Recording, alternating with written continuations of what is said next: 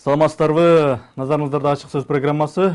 Кезектеги биздин мейманыбыз кыргызга белгилүү манасчы Рыспай Исаков болмокчу.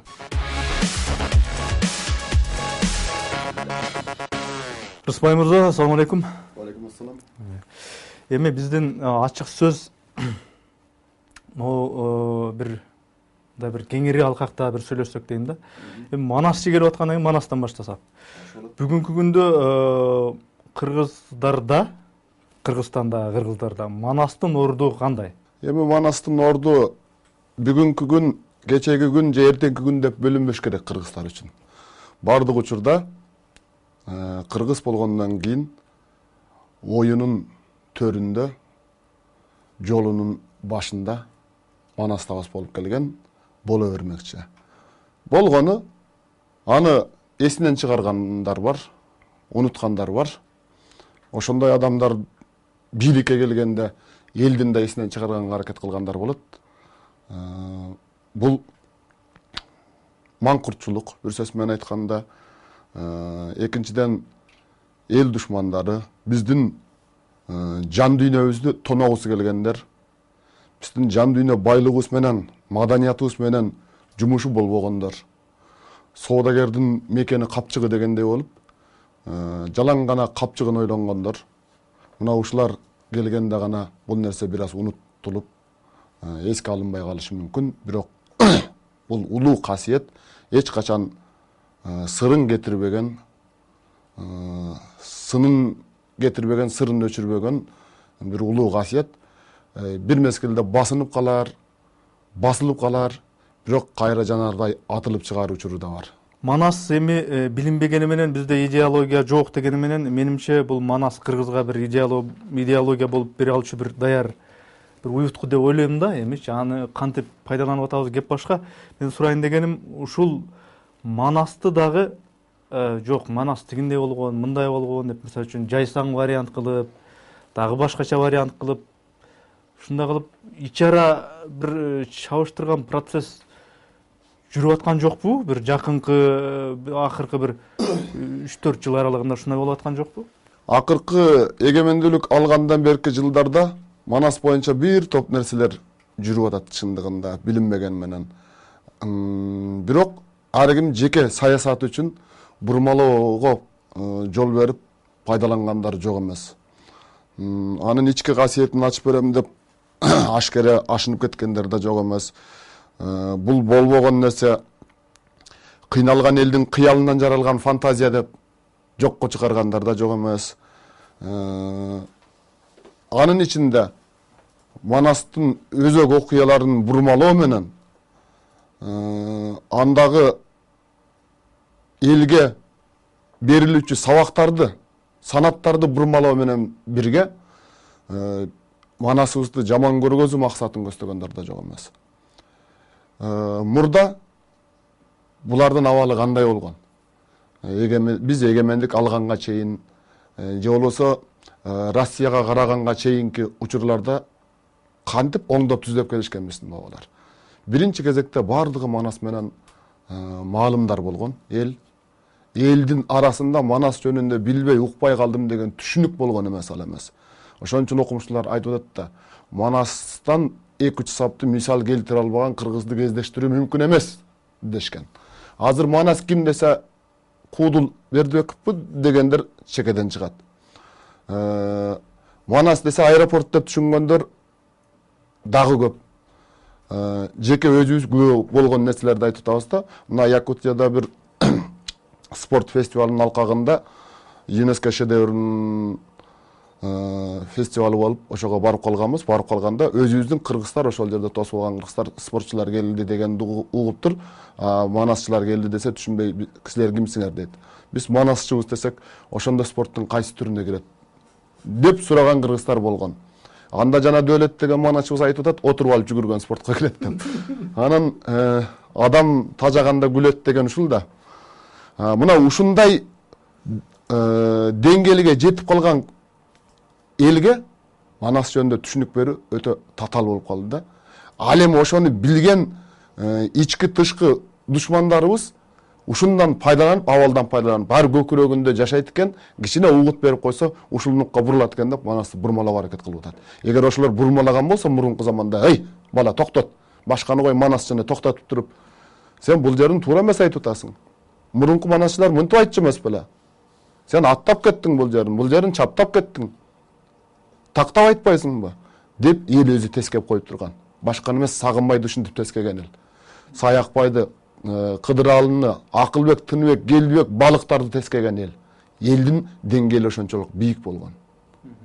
Мына ошол элдин деңгээлинин жоктугунан улам бүгүнкү башаламандыктан пайдаланып, жанагындай жеке кызыкчылык үчүн кыянаттык менен жан дүйнөбүздү ар кайсы нукка бургусу келгендер азыр арбын. Сиз эсиңизде болуш керек, мына кайсы бир жылдары Ала Тоо аянтында баягы Манастагы Калмактын баатырларын дагы коюп, анан эл бир чуу түшкөндө кайра алып салып, ушундай бир мышкычкан ушундай көрүнүштөр болгон да. Анан элдин арасында азыр ачыктагы, көмүскө дагы, күңкүлдөп дагы ачыктагы мындай сөздөр бар да. Кыргыздын саясатында, кыргыздын маданиятында, кыргыздын руханиятында эң эле негизгиси ошол Манастын өзөгүнө бир бүлүк салгысы келген өзүнчө бир кыргыздын ичинде топ бар. Эми ачыгын эле айтканда ооба. Калмактар, ошо калмактар акыры жүрүшү кыргыздын саясатындагы, маданиятындагы, руханиятындагы жок болот деген ушундай сөздөр бар да. Буга кошуласызбы? Мен буга башкача өңүттөн, башкача жагдайдан карайт элем да. Биринчи мисалды алып келели. Онсан ойрот болуп турган учурда калмактар өз доорунда ушул Азия аймагын ат туягына тебелетип турган учурда ошондо жалтанбаган кыргыз. Ошондо калмактын кылычына башын ийбеген кыргыз. Жан найзанын учунда кылычтын мизинде деп канын көкөргө куюп алып, ошолор менен каршы кармашкан кыргыз. Ошондо корккон эмес, өлүмдөн да корккон эмес, калмактан да корккон эмес, ажалдан тайманбаган, себеби көкүрөгүндө ар намыс турган. Элдин улуу биримдиги турган. Эл жерге болгон берилүү турган. Эми бүгүн арабыздагы 5-6 калмак бар деп эмне үчүн коркуп сестенишибиз керек. Бул биринчи жагдайы. Экинчи жагдайы журт бузарлар өзү ушул сөздү чыгарып аткандар. Түштүктөн келген бирөөнү көрө албай калса, ал сарт экен дейт. Түндүктөгүлөр болсо, ал калмак экен дейт. Көңүлүнө жакпаган адамды ушинтип душман катары көргөзүп, саясий кызыкчылык болуп калды да бул. Бул дагы бир жагдай. Андан башка жагдай бар. Кыргыз болгон өзү оңой менен бирөөнү батыра бербеген эл болот да. Койнуна бирөөлөрдү оңой менен батыра бербейт. Батырса да анын санжырасын санап, бөөнүн чугуп турган эл болобуз да. Биз элибизди жакшы көрсөк, элибизди сүйсөк, элибиздин улуулугуна ишенсек, улуу элдин кемчилигин да көрө билишибиз керек. Биздин кемчилигибиз ушунда болуп атат. Эзели бирөөнү койнубузга батырып ала албай, аны дайым чукуп гана келебиз. Муну бир эле мисал менен айтайын, Алмамбет. Алмамбет Кытайдан келген, Кытайдын ханзадасы. Ошону өмүрү өткөнчө батыра албады го кыргыз. Манас болбосо кыргызга батат беле, батпайт беле деген суроо жаралат. Кылкылдаган Кытайга ошондойнан батпай келди, ошол улуу дүйнөсүн түшүнбөгөндүгү үчүн. Калкылдаган Казакка батпай келди, ошол улуу дүйнөсүн түшүнбөгөндүгү үчүн. Качан Манас табызга келгенде гана мухитке секирген кумурскадай болуп, анын айкөлдүгүнө там берип отуруп калды да. Бирок ошол эле мезгилде өздөрү барып бөрө албай же бөрө алган уулду көрө албай жүргөн өзүбүздүн кыргызыбыз аны калмактап артынан кууп, куугунтукка алып, ушак айың сөздөр менен жеп отурду. Мына ушундай мүнөзүбүздөн бүгүн арылышыбыз керек деп ойлойм. Биз бүгүн Чыңгызханды кыргыз дейбиз. Аксак Темирди кыргыз дейбиз, Бабурду кыргыз дейбиз. Дей койчу, кыргыз дебегенибиз калбады да. Жан-Клод Ван Дам, Жамболот Балбан дегенге чейин бардык. Бирок бир жагдайды эске алалы да. Ошолор кыргыздын кылычын чаап, кыргыздын туусун көтөрдү беле? Жок, көтөргөн эмес. Анда эмне үчүн кыргыз деп эле сыймыктана беришибиз керек алар менен? Кыргызга кандай кызмат өтөдү эле ошолор? Андан көрө мына кыргыз деп мактана турган болсок, анда алкөөгө өшмөй мактаналыбы? Кыргызда чыккан эмеспи андайлар? Канчоролор менен мактаналыбы? Улар да кыргыз.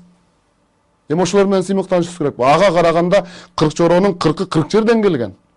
Бирок кыргыздын туусунун астында биригип, кыргыздын кылычын чапкан. Бүгүн да ушундай көз карашта болушубуз керек. Ким экенин карабай туруп, эгер кыргызга кызмат кылса, калмак дебей, сарт дебей, баламбыздан дебей аны көкөлөтүп, даңазалап алышыбыз керек. А кыргызга кантип кызмат кылат? Кыргызга кызмат кылган адамды бир гана нерседен аңдап, талдап билсе болот. Ал Манасты уга билсе, Манаска кызмат кыла билсе, ал чыныгы кыргыз. Манасты жеке ишине пайдалана турган болса, анда ал кыргыз эмес. Деген гана жыйынтыкка келиш керек деп ойлойм. Бир нерсени чаташтырып аткан жокпузбу? Мисалы үчүн эми ошо сиз айтып аткан байыркы кыргыздардын баягы айкөлдүгү, байыркы кыргыздардын баягы сапаты, ал байыркы кыргыздар башка, азыркы муундагы кыргыздар бул таптакыр бөлөк. Канча жылдар, канча суулар акты, канча кандар алмашты дегендей, башка элдин каны кирип кетти, башка элдин мүнөзү дагы ошол кан аркылуу улуттун мүнөзүнө кошулду дегендей. Мурунку кыргыз менен азыркы кыргызды мындай бир чаташтырып аткан жокпузбу? Жок, кыргызда жан тартпаса да кан тартат деген сөз бар да. Эч качан чаташтырып болбойт, себеби түпкүрүндө ошол байыркы кыргыздын каны жатат баарыбызда. Болгон маселе ошону ойготуш керек. Аны азыркы илим деле далилдеп атпайбы? Генетика оңой менен өзгөрбөгөн бир майда бөлүкчөлөр бар. Генетиканын бул ген деген нерсе ошо кыргыздын кан деген эле сөзүнөн болуш керек деп ойлойм. Болгону ошол уңгубузга кайтканды унутпашыбыз керек. Уңгубузду эстешибиз керек. Өзөгүбүздөн кайра өнүп чыгышыбыз керек. Биз ар кимди туурап атабыз бүгүн. Бир туруп америкалыктардай болгубуз келет, бир туруп Швейцария болуп кеткибиз келет, бир туруп жапондуктардай духка ээ болгубуз келет, бир туруп Кытайдай өндүрүшчүл болгубуз келип кетет. Кыргыз болгубуз келбейт болгону бир маселе. Эмне үчүн? Себеби бүгүн кыргыз дегенди кемсинүү катары кабыл алып алдык да. Кыргыз деген убагында Азиянын боорунда ат ойнотуп, атымдын туягы жеткен жер менин жерим, ал эми атымдын ээри менин алтын тагым деп билген элдердин катарында турган. Бир мезгилде дүйнөгө Скиф, Сак, Гун, Кушан, Туран сыяктуу падышалыктарды, дөөлөттөрдү орноткон кыргыз. Ошолордо түз болбосо дагы кыйыр болсо дагы өзүнүн тиешеси бар болгон. Ошол дөөлөттөрдү курган. Биз кыргыз десе эле көчмөн дүйнөдө ары бери желип жортуп шамал менен тең жарышып эле жүрө берген эл деп элестетебиз. Жок. Бир мезгилде биздин отурук маданияттын ордун түптөгөн учурларыбыз да болгон. Айыл чарбасын, дыйканчылыкты, өнөр жайды, өндүрүштү, ал эмес ошол архитектураны өнүктүргөн учурларыбыз да болгон.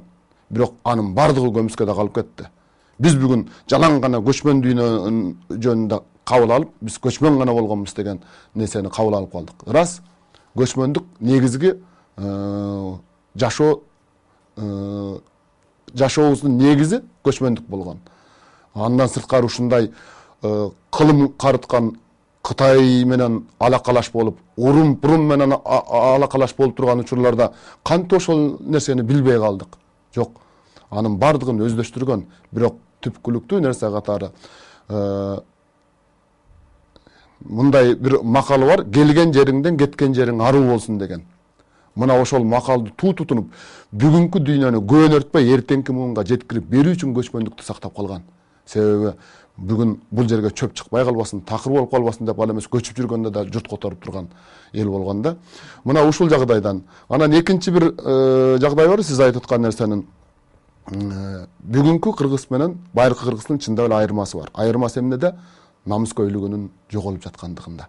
Биз бүгүн көкүрөгүбүздү добулбас кылып, курулай эле каккылай бергенди өнөкөткө айландырып алдык. Биз кыргыздар мындай болгонбуз. Биз кыргыздар мынча мамлекетти курганбыз. Биз кыргыздар Кытайды кылтыратып, калмакты калтыратып турганбыз.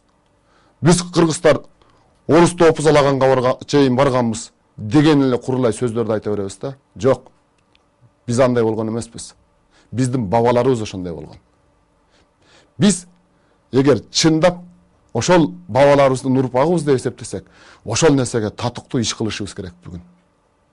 жок дегенде татыктуу мүнөзгө түшүбүз керек, намысыбызга турушубуз керек. Бир сөз ушуга байланыштуу айтып кетейин дегеним, жанагы зоопаркта оттуу алкактан секирген жолборстор, арыстандар бар эмеспи? Бир тоголок жем үчүн секирет да. Ошол жолборстун кейпин кийип жаткан жокпузбу? Биз жолборбуз деп кыйкырып мышык болуп аткан жокпузбу? Маймыл болуп аткан жокпузбу деген ой жаралат да. Байлык кетсе тирүүлүк болот олжо, бийлик кетсе шүгүрлүк конот бойго, алып кара куш күрүпүйгөн тоок болот ар намысын боюнан жоготкондо дейт. Биз ошол ар намысын боюнан жоготуп, күрүпүйүп отуруп калган алып кара куш болуп калбайлы. Сыртыбыз алып кара куш, ичибиз тоок болуп калбасын. Ушуну эстешибиз керек деп ойлойм. Манастын урпагыбыз, бизге керек болсо Кытайлар келип, кылкылдаган Кытай келип, ошол кыргыздарга келип салык берип турган, баландай болгон улуу элдер керек болсо корккон кыргыздан деп ошо көп айтылат да, ушунда биздин улуулугубуз жөнүндө. Анан бүгүнкү күндө эмне үчүн ошо мисалы үчүн немистердин манасы жок, бирок алар Мерседес деген машина чыгарат. Япондор Тойотаны чыгарат, дагы башкаларды эсептесек, азыр заманбап технологияларды чыгарган өлкөлөр көп эле да. Цивилизациясы бизге караганда жогору. Эмне үчүн биз баягы эмне үчүн кедейбиз биз? Эмне үчүн биз улуубуз дейбиз да, эмне үчүн кедейбиз да? Элдин бир накылы бар. Өтө кемпай болбосоң өтө кедей болбойсуң дейт да.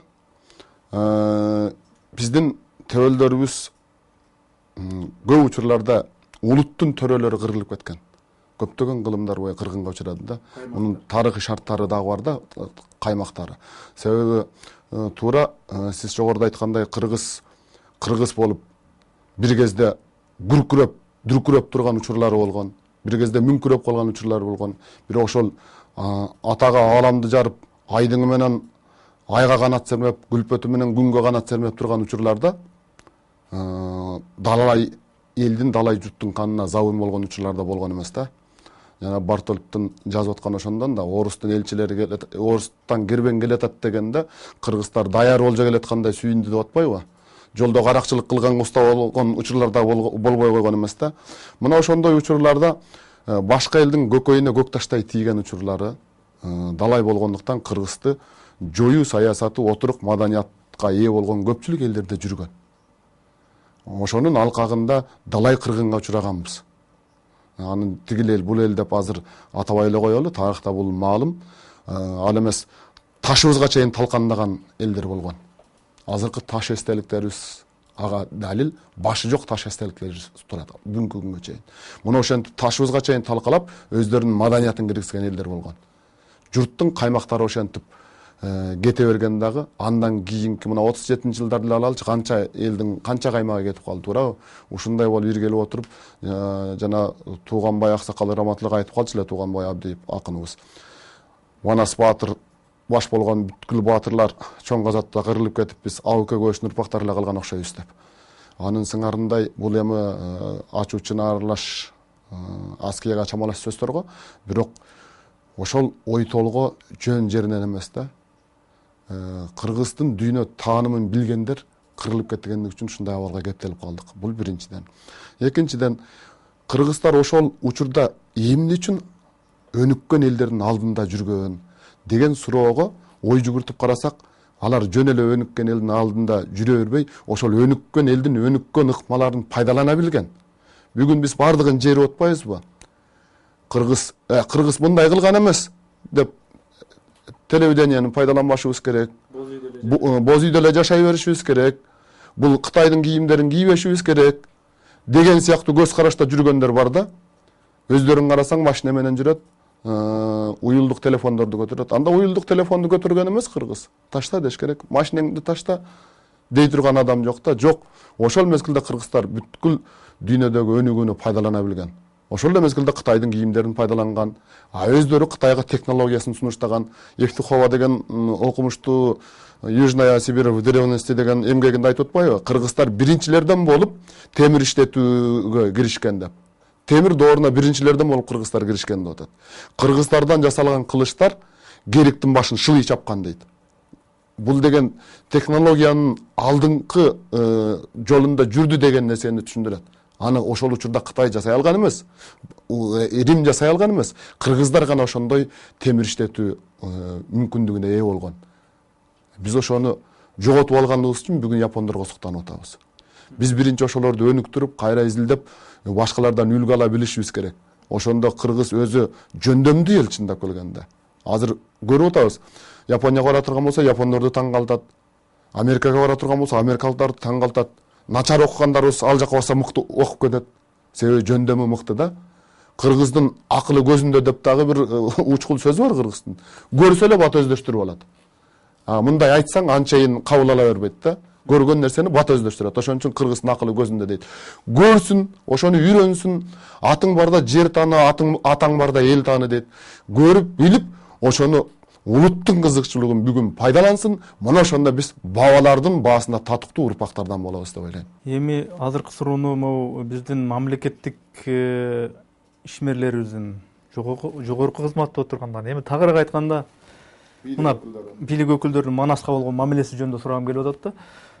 Андан да тагыраак айтканда мына президент ушу Манас темасы боюнча дагы бир элге чыгып алып туруп айтканы бар да. Тагыраак айтканда Таласка барып алып, ушу Манастан үзүндү келтирип, Алмазбек Атамбаев тиги бир саптарын айткан, Манас тиги Талас сага эл болбойт деп ушу видеосу дагы мына YouTube сайтында жүрөт. Эми мен адыр астында ушу Манасты жакшы билген бир киши отурат деп эсептейм да. Ошол биздин президенттин Манас тууралуу ошол айтканы кандай эми? Манастан сөз кылганда улуттук кызыкчылыкты көздөп, мамлекеттин кызыкчылыгы үчүн гана сөз кылыш керек. Манасты бөлүнүп жарылууга эмес, Манасты биригүүгө пайдаланышыбыз керек. Бүгүнкү күндө да элдин арасында аябай толуп кетти. Манас кайсыл уруудан, Манас деген кушчу болгонбу, Манас деген сары болгонбу, ал эмес өткөндө бирөө чалып алып айтат, Манас өткөндө ооганда болгон урушун айттың го дейт. Ооба, ошондо тейит деген сөздү айттың, сен де Манасты тейит деп атасыңбы деп бир тейиттер чалыптыр. Ай караңгүн. Ой, жакшылап укпайлы ушундай кыла беребизби биринчиден. Экинчиден, Манасты эми бир уруу өзүнө менчиктеп алгысы келип атат бүгүнкү күндө. Ушунубуз уят эмеспи? Деген суроо жаралат да. Манас бүтүндөй кыргызды эмес, бүтүндөй көчмөн дүйнөнү бириктирген. Курама жыйып журт кылдым, кол алып таптап куш кылдым деп эмнеге айтып атат? Манастын жанында өштөшкөн душманы Коңурбайдын бир тууганы кызмат кылган. Анын улуулугу үчүн. Ал жеке гана улуттун кызыкчылыгын эмес, адилеттикти эңсегендигин баалагандыгы үчүн Коңурбай сындуу душмандарынын бир тууганы келип Манаска кызмат кылган. Болбосо улуттук гана кызыкчылык болсо, алар эмне кылып жүрөт Манаска кызмат кылып? Алмамбет ким? Алмамбет дагы Коңурбайдын аталаш бир тууганы. Бооке деген накта бир тууганы Коңурбайдын. Мындайлар толтура. Мажикти бир жагынан келтирсек болот. Башка чоролорду экинчи жагынан келтирсек болот. Ошолордун бардыгы Манас атабыз жалаң гана адилеттик үчүн жанын сайып, башын канжыгага байлап, канын көкөргө коюп, кылычтын мизинде жүгүргөндүгү үчүн ошол эрдигин баалап кызмат кылган. Биз ошондой биригүүнү пайдаланып, анан кийин сөз кылышыбыз керек Манасты. Манастан бир нерсени бөлүп чыгып алып, анан кийин ушундай экен деп карабашыбыз керек. Манасты бүтүндөй карашыбыз керек. Бул нерсе азыркы диний талаш тартыш жаратып аткан айрым адамдарга дагы тиешелүү нерсе. Кээ бир адамдар Манастан теңирчилик деген жагдайын алып алып, кылыч менен кырдырып, кымыз менен жуудуруп, кымкап менен муудуруп турат. Манас деген теңирчил болгон деп көтөрүп чыккандар толтура. Ой, анан жууду, бутуна анан жууду, бетине колдар атын ал деме, колун суга сал деме. Бул мусулман кылып турбайбы деп алып карагандар андан толтура. Бөлүп карабайлы туугандар. Манаста бардыгы бар.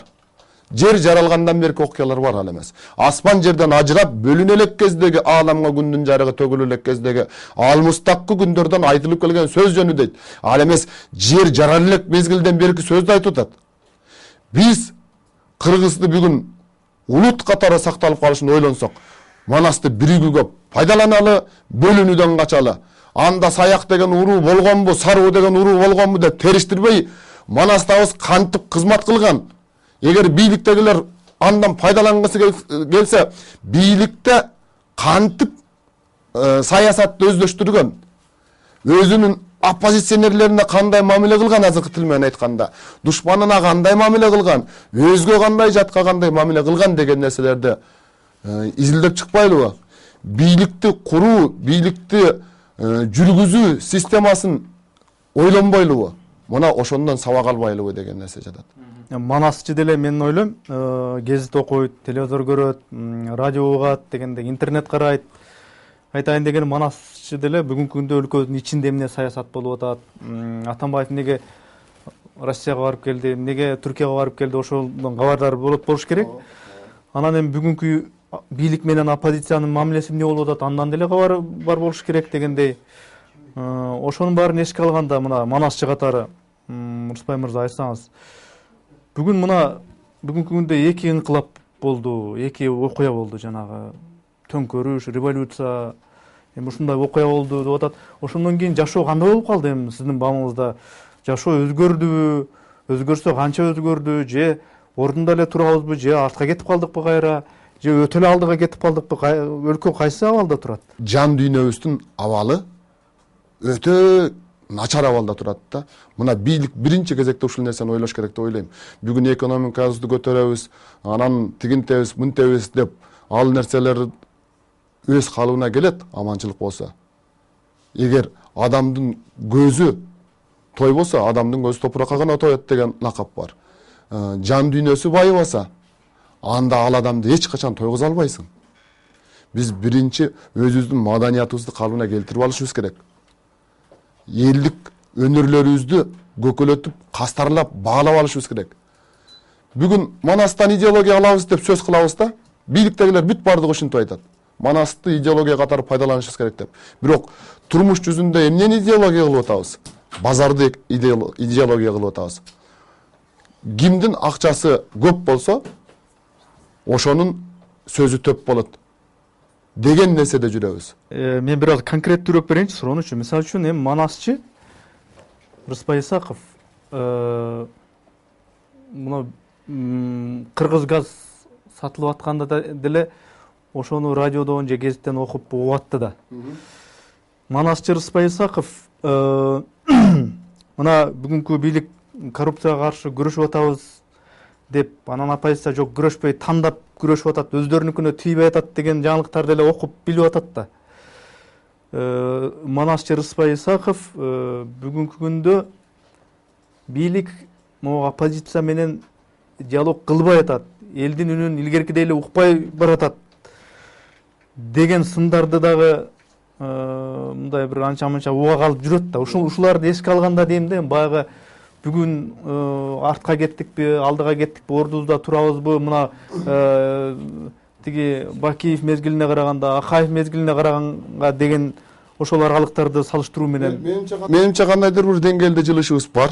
Биринчиден так айта турган болсок, экинчиден Манасчы Рыспай Исаков бийликке ишенеби же оппозицияга ишенеби азыр билбейт. Себеби акыйкат кимде экендигин аңдаштыра албай, талдаштыра албай калган учуру. Ак ит, сары ит баары бир ит деп бирөө айтса, экинчи бирөө айтат дейт. Жок, ал баары бир эмес, сары ит ачуураак кабат депчи. Булар ошондой элге жамынып, эл үчүн кызмат кылгансыз, бул жагынан былыктары чыгып калганда гана өзүбүз көрүп атабыз. Бийликке таарынгандар оппозицияга кетип калып атат. Улуттун кызыкчылыгын көздөп, үн салгандарды сейрек кездештиребиз. Улуттун кызыкчылыгын көздөп үн салгандар деле мындай карасаң өзүнүн жеке кызыкчылыгы бүткөндөн кийин улут жөнүндө унутуп коет. Мына ушундай нерседен баш айлангандыгы үчүн Манасчы Рыспай Исаков азыр бийлигине дагы, ага каршы турган оппозициясына дагы кайдыгер мамиледе. Болгону бардыгын Кудайга коюп, Кудай өзү жөндөштүрүп алар. Кандай гана болбосун, бул нерселер жакшылыкка деп жөрөлгөлөп турган кезде. Өлкөдө мындай бир талаш тартыш, бийлик, оппозиция, ак терек, көк терек саясий ушундай талаш тартыш болуп калганда, башка өлкөлөрдө мисалы үчүн мисалга тарта турган болсок, ортого мындай бир диний лидер ортого түшөт да, оппозициядагы эмес, тиги бийлигине дагы эмес. Же болбосо бир королева. Ал саясатка киргизбеген, ортого түшөт дагы мына моундай болсун, моундай болуп атат деп калыс сөзүн айтат дегендей да. Мындайча айтканда баягы кыргыздын баягы бакайы дегендей да. Мына бүгүнкү күндө ушу кыргыздын бакайлары барбы? Мындай мисалы үчүн тигинисине да тартпаган, же алар жөн эле мен ойлоп атам да, мындай сыйлык берерде же болбосо же бир кайсы бир наамга жетишерде ушундай бакайлар болуп кеттиби биздечи? Мындай бир эч кимге мисалы үчүн аласа бересеси жок, оппозицияга дагы, бийликке дагы мындай саламы түз болгон оюн айтып кое ала турган бир мындай бир өзүнчө бир кандайдыр бир аксакалдар классы барбы бизде? Же алар унчукпай атабы? Эмнеге унчукпай атат? Бул эми өтө оор маселе, чындап келгенде. Ырас калыс сөздү уга турган коом болбой калдык да, баарынын жаманы. Жана Манас Баатыр дүйнө салган учурдагы кейипте турабыз да. Биз Бакай деп атабыз, Бакай атабыздын сүйлөгөн сөзү эм болуп турганда, ал Манастын барында. Манас атабыз дүйнө салгандан кийин ошол эле Бакай төө кайтарып калды. Анын сөзүн уга турган киши калган жок. Себеби кадырды билген коом өтүп кетти. Адамдын кадырын, адамдын баркын баалап ала тургандар жок болуп калды.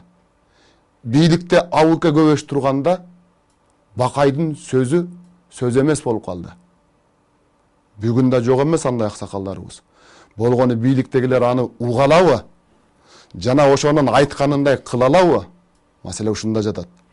Биз ошондой Бакайдай аксакалдарыбызды манастабыз кыйын экен.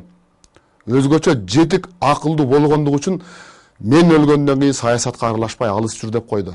Себеби саясатка Бакай атабыз аралаша турган болсо абыке көбөшүнүн доорунда азыркы дүзүр чал дегендей болуп аты булганмак, Бакай боюнча сакталып калмак эмес. Мына ошону билгендиги үчүн саясаттан алыстатып салды. Тирүү кезинде билип. Мына бүгүн Бакайдай болгон аксакалдарыбызды биз дүжүр чалга айландырып отурабыз. Жеке кызыкчылыктардан улам, саясий кызыкчылыктардан улам.